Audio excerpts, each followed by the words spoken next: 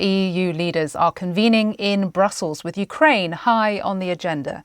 Kyiv just launched its biggest attack on Moscow since the war began. Moscow says nearly 200 drones were shot down overnight, part of a broader Ukrainian barrage on Russian territory. And the Kremlin says the latest Ukrainian attack set back the prospects for a face-to-face meeting between Presidents Putin and Zelensky.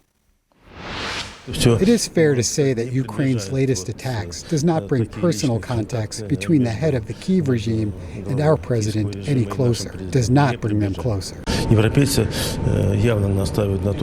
Europeans are clearly insisting that the war must continue, basing this on a completely incorrect and false assumption that the situation on the battlefield is supposedly shifting in favor of Ukrainian forces, which is categorically untrue.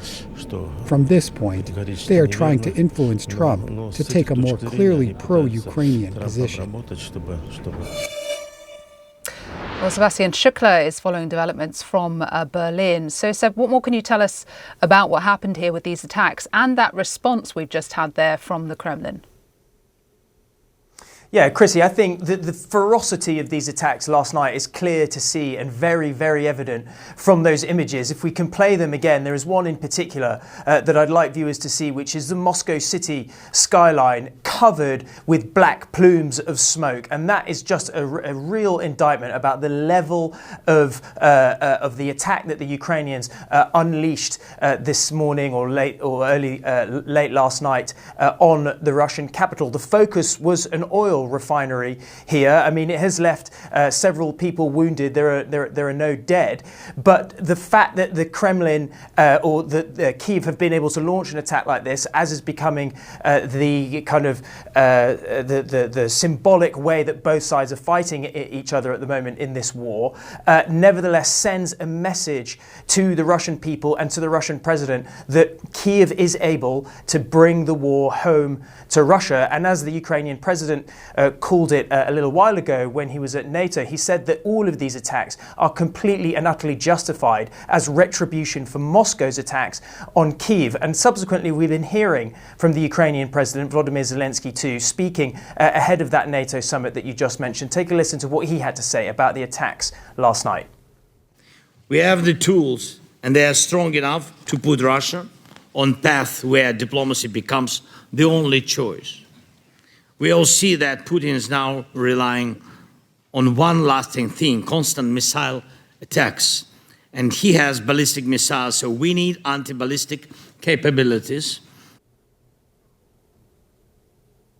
So anti-ballistic capabilities there, Chrissy, what he's talking about is there has obviously been huge development in this warfare on both sides towards drone warfare, both sides able to attack each other with consistent ferocity. What the Ukrainians are hoping now is that attacks like these are eventually able really to force President Putin to the negotiating table, and the message that he's sending around Brussels today, the meeting at NATO that I mentioned, the upcoming EU summit, is to try to bring the Europeans back together as they have been for some time now, just to refocus and double down efforts and remind President Putin that Kyiv and Brussels are able to hurt him where it hurts the most. Sebastian Shukla there from Berlin. Thanks very much, Seb. Well, let's get a bit more on the Ukrainian attack on Moscow and what it says about the wider conflict. Nigel Gold-Davis is a senior fellow for Russia and Eurasia at the International Institute for Strategic Studies and a former British ambassador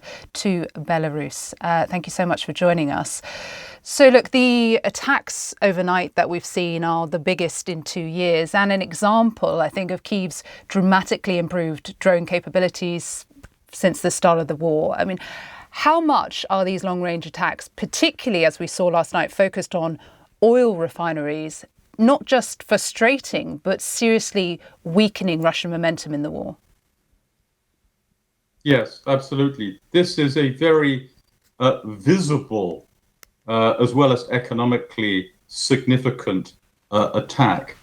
The Kremlin has worked very hard to minimize all the impacts that the war is having on Moscow, the capital, and of course, by a long way, the most important city.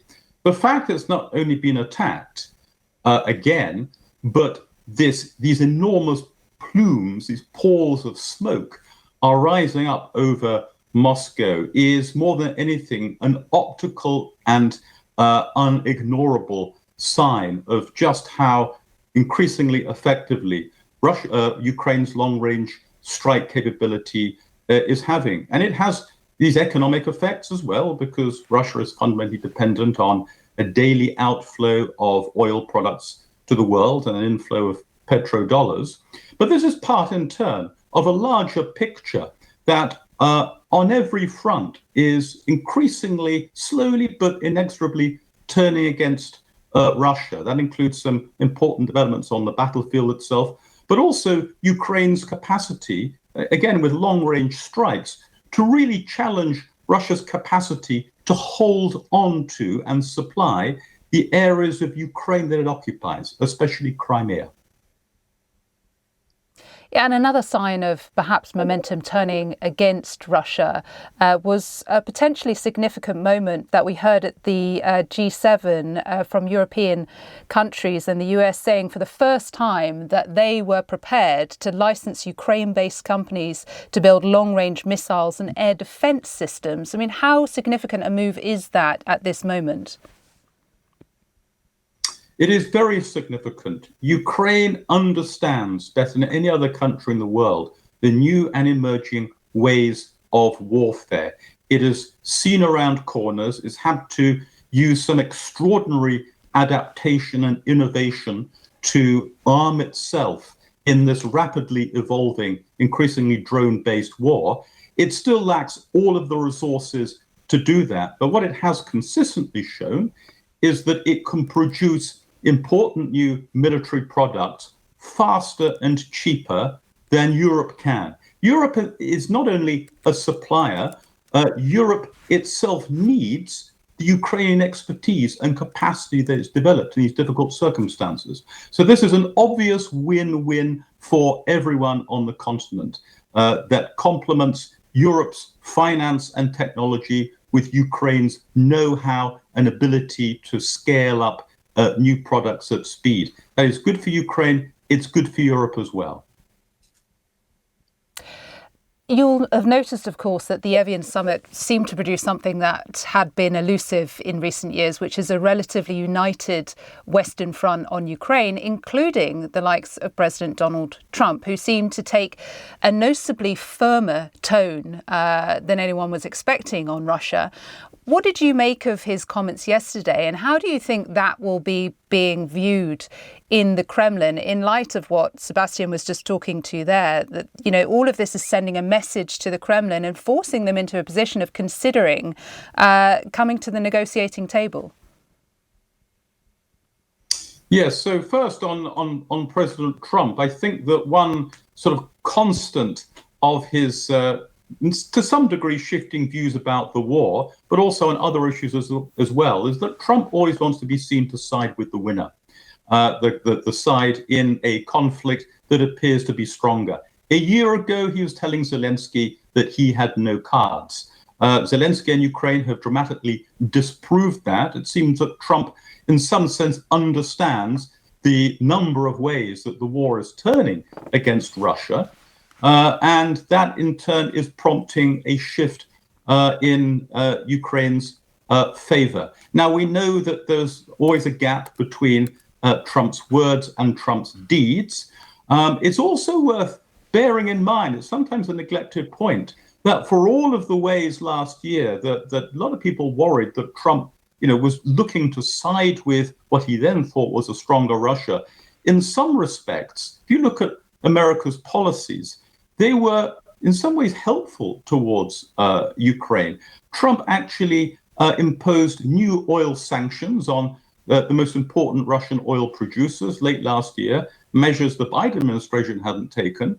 Look also at the beginning of the year at Ukraine's access to Starlink, which remains strong, but SpaceX, it's not the administration, but it's Elon Musk's close administration, cut off Russia's access to the Starlink system, which played a very, very important role in Russian targeting of Ukraine. So looked at in the round, you get this sense, I think, of despondency, alarm in the Kremlin, that all the hopes that they had when Trump took office early last year, that Trump might impose a very severe peace on Ukraine that would serve Russia's interests and threaten Europe. Those hopes, those expectations have essentially been dashed now.